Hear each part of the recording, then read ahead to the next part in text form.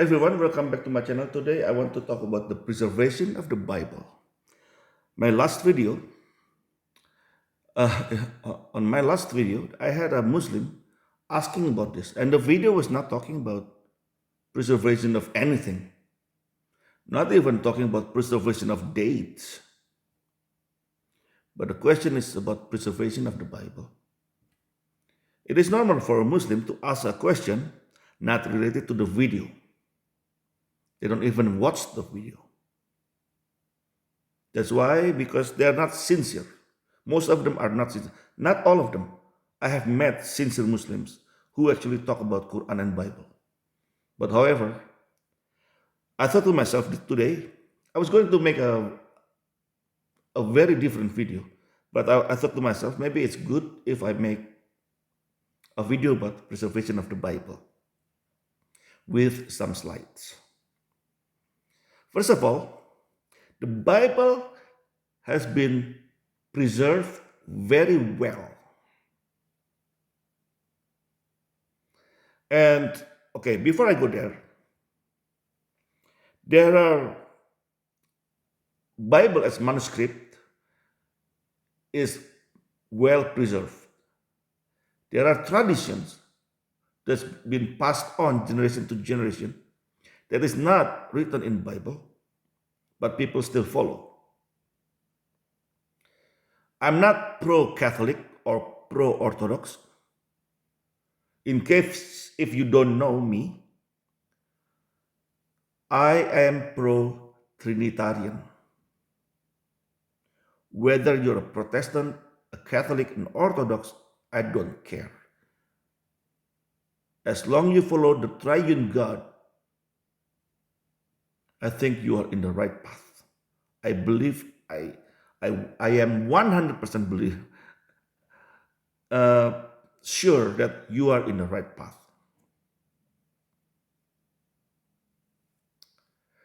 About the traditions not written, it is actually from the Bible as well. In case you don't know, let us read the 2 Thessalonians chapter 2, verse 15. So then, brothers and sisters, stand firm and hold fast to the teachings we passed on to you, whether by word of mouth or by letter. This is Paul speaking. So he confirmed some of them is word of mouth. Not everything is written. Like I said, I just want us to be on the same page.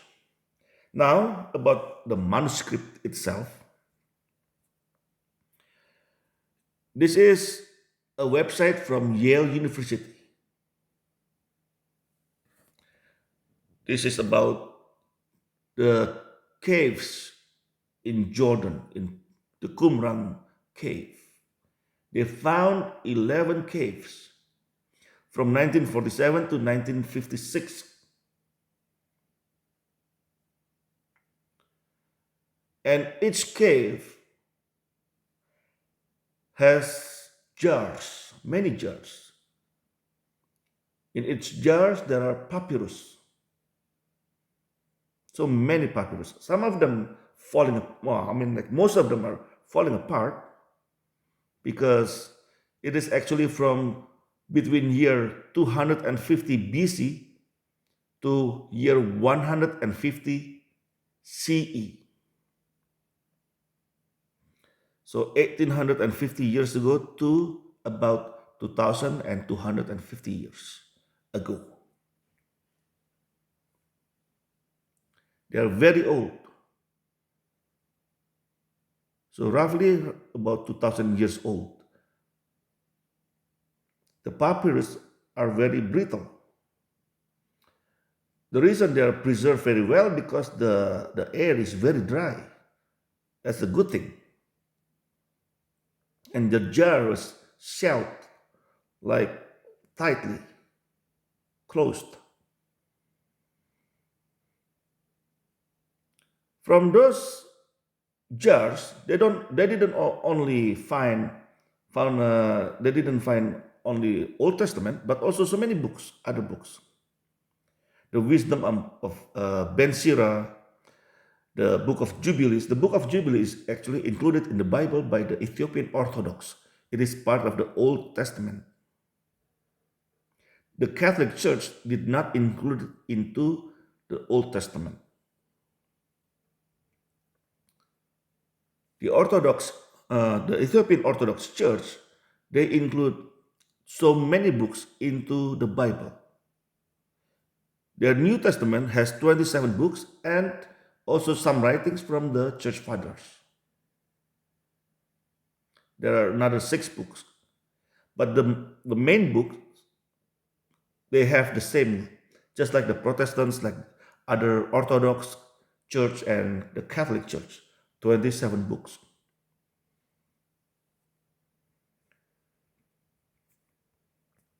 And now, there are, so the Old Testament, they found from Qumran caves are exactly the same as the Old Testament or the Tanakh we have today, with the only one exception. They did not find the book of Esther. And so many Christians think because Esther got married with a Persian, so that's why maybe some Jews back then, they felt betrayed. So it's like, quote unquote, they threw it away. They threw the book of Esther away. They did not preserve it in the jar together with the rest. Now, the New Testament, there are 4 codices, 4 main codices. There are more codices, but I want to show you 4 main codices from the 4th century, early 4th century to the 5th century. For example, Codex Sinaiticus and Codex Vaticanus are from the 4th century, and they are complete. They are complete Bible. And from the 5th, Codex Alexandrinus and Codex Ephremi Scriptus. These are the last 2 are from the 5th century. What Muslims do not know, how well preserved the Bible is not only these 4 codexes. I know these 4 codexes is for 300 something years after the death of Jesus, about 300 years or 400 years even. But there are so many papyrus. I will give you 2 examples. Papyrus number 1 we have here. This is showing Matthew chapter 1, verse 1 to 9 and verse 12. This is from year 250, sorry. Another example, papyrus number 45. Part of the Gospel of Luke. But what is written there are so many. I will show you what's written there, here. Matthew chapter 20, verse 24 to 32, chapter 21, verse 13 to 19, chapter 25, verse 41 to 46, chapter 26, verse 1 to 39. And the book of Mark, and you can see the chapter and the verses, and the book of Luke, the book of John, and the book of Acts. This is from about the same time as well. But what most people do not realize, apart from this manuscript, there are other manuscripts. There are other manuscripts written by church fathers. If you go to Protestant church, they don't talk about it too much. Or if you go to any church, if it's during Sunday, or they don't really talk about it unless if you go to uh, Bible school to be a priest or a pastor, maybe, I don't know. So you can learn about these church fathers. For example, Polycarp is a direct disciple of John the Apostle. He was born in year 69. He was born 1 year before the death of Apostle Paul. And Polycarp died in year 155. And he wrote a lot of things. And he quotes the Bible. Our church fathers, they wrote books and quote the Bible. So they have so many quotations of the Bible. It is enough to make the whole Bible from their quotations only. Ignatius of Antioch is also a church father. He was born in Syria. He died in year 108.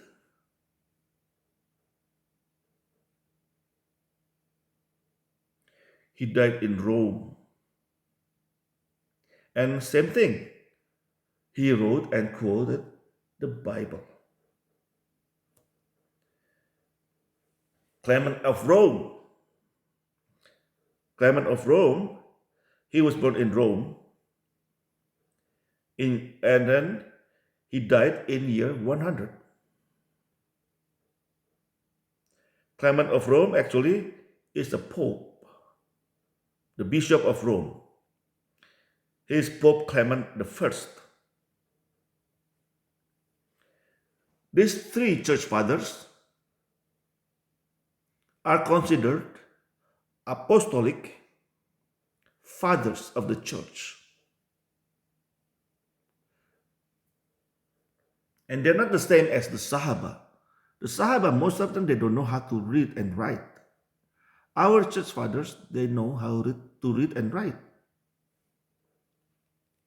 And let me, I want you to know more about our church fathers, because in case, I just want you to have a little bit of pictures of how the Bible actually preserved. Irenaeus, he was born in year 130 in Rome. He died in France. Clement of Alexandria, he died in year 215. He was born in Athens, Greece. He died in Jerusalem. Justin Martyr, he was born in year 100 in Judea. He died in Rome in year 165. Tertullian, he was born in year 155 in Carthage, Tunisia. And he died also in Carthage, year 220. Origen, he was born in year 185. He died in year 253. He is from Alexandria, Egypt. He died in Tyre, Phoenicia. And then another one is Athanasius of Alexandria, also from Egypt. He died in Egypt. He died in year 373. And also Eusebius. He was born in year 265 and died in year 339. He was born in Syria and died in Syria. And so many other church fathers that you maybe you don't really read about or know about.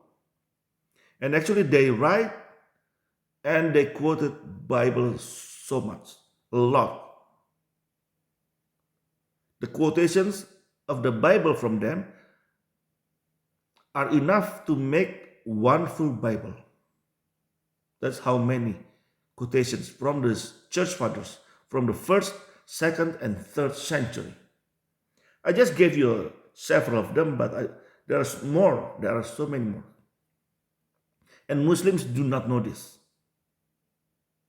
And plus the papyrus,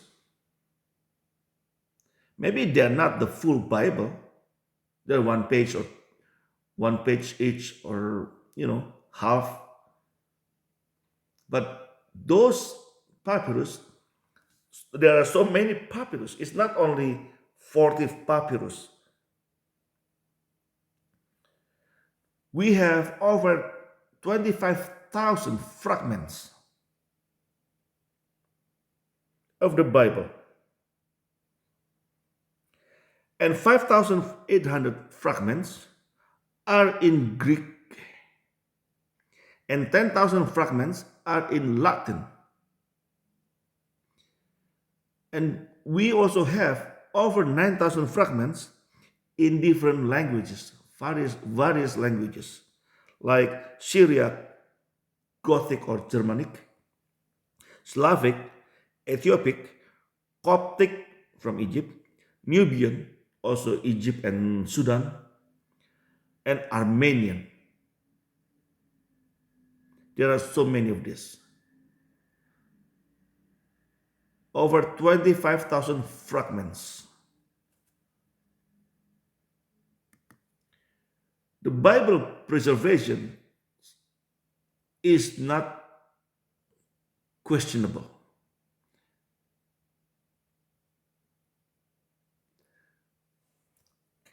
Whether from the books our church fathers wrote, or from the papyrus, or from the codices, we can see how the Bible is the same Bible as we see today. Again, the difference Bible between Protestant and the Catholic and the Orthodox and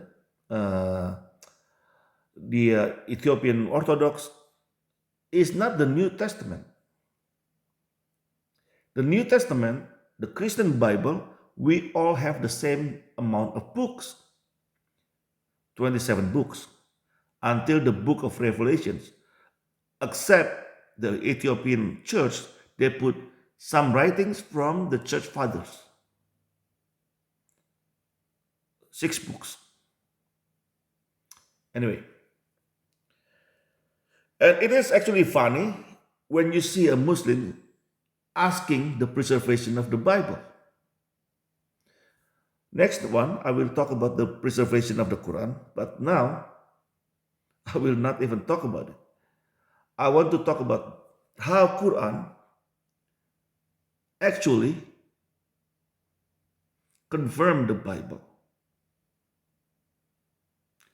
There are only a few verses you need to remember as a Christian, so you can answer this kind of Muslims.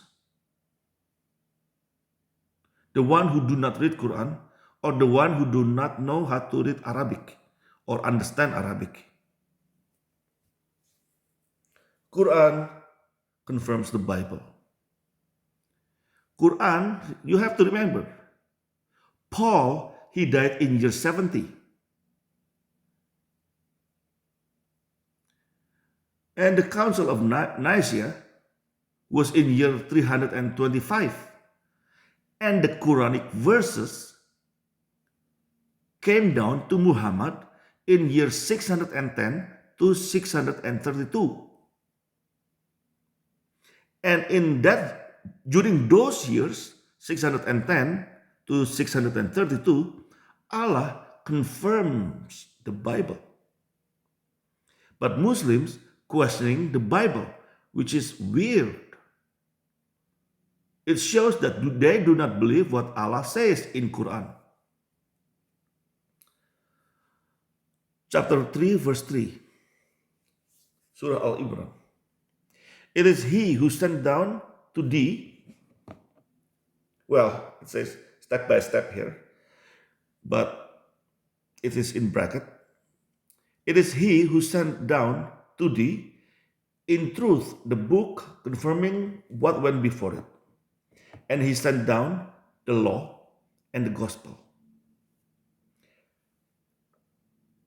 So the gospel or Injil and the Torah, the law, are sent down, and Quran confirm it. This is so funny. Quran confirms it, but the Muslims questioning it.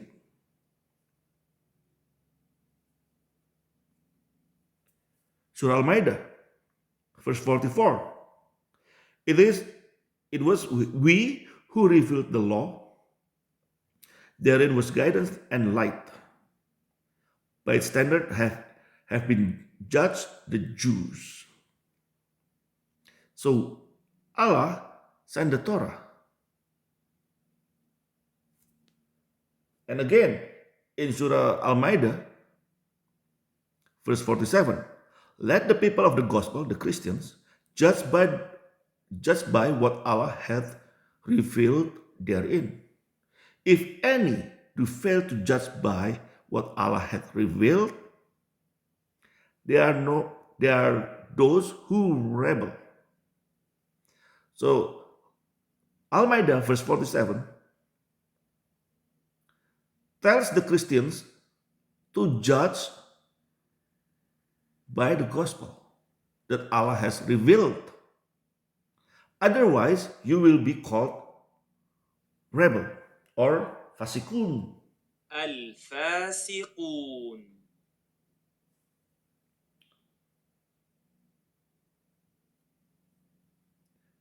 Now, Surah Al-Maidah, verse 68. Say, O people of the book, you have no ground to stand upon unless you stand fast by the law, the Torah, the gospel, the Injil, and all the revelation that has come to you from your Lord.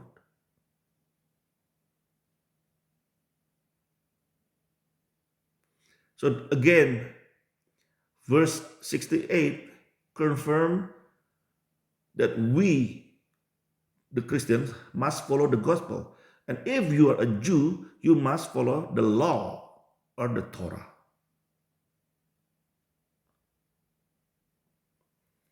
And all this, the last three verses I showed you, are from Surah Al-Maidah. According to Surah by revelation order, Surah Al-Maidah is the last third surah revealed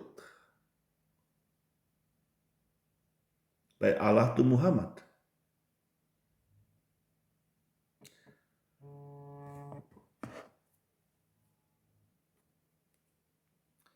This is the last third surah revealed. Imagine that. So why I'm showing you this, I just want to show you that there is no room for Allah to cancel these verses. So it's not Allah gonna abrogate the verses. No. The last third, the third last surah is talking about this.